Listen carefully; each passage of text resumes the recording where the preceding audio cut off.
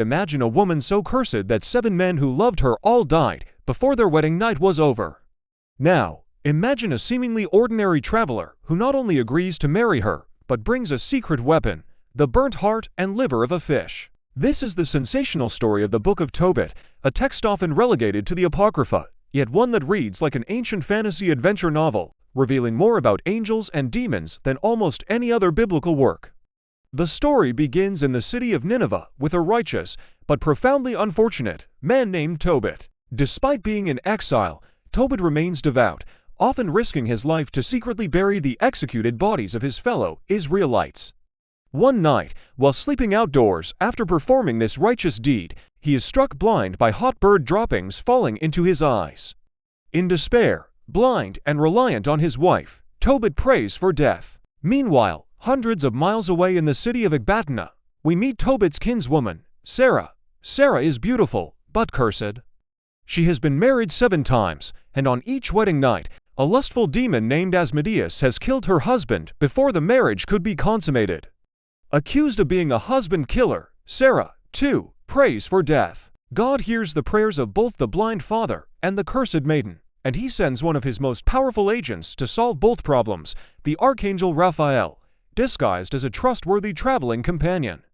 Tobit, remembering a large sum of silver he had left with a relative in Media years ago, decides to send his son, Tobias, to retrieve it. When Tobias goes out to find a guide, he meets Raphael, who introduces himself simply as Azariah, a knowledgeable traveler. Their journey is the heart of the adventure. Along the way, Tobias stops to wash his feet in the Tigris River when a monstrous fish leaps out, trying to devour him. Azariah Raphael instructs Tobias to seize the fish and, crucially, tells him to keep the heart, the liver, and the gall.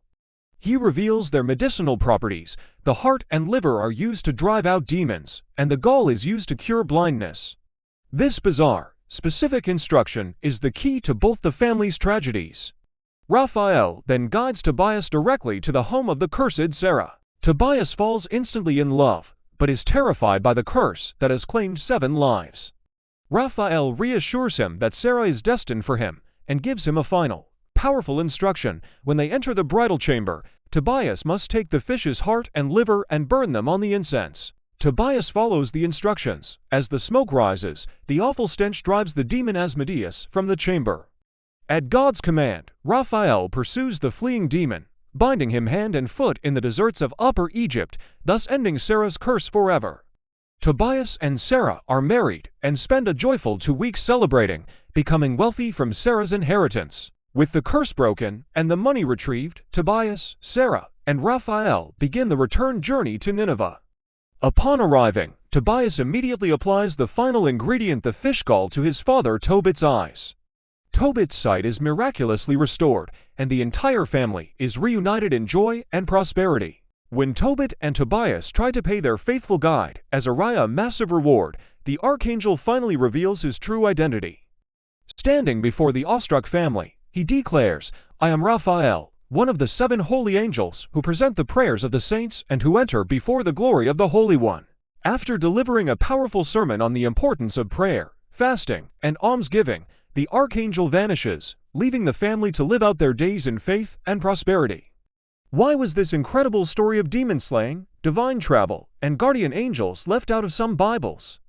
Some critics pointed to its heavy reliance on folklore elements, such as the magical fish. However, for the churches that kept it, like the Catholic and Orthodox traditions, the Book of Tobit serves as a foundational text that clearly teaches the active role of guardian angels in human lives, the necessity of almsgiving as a form of worship, and the holiness of marriage. It is a beautiful reminder that even in our darkest moments, divine help is often traveling right beside us, disguised in the ordinary.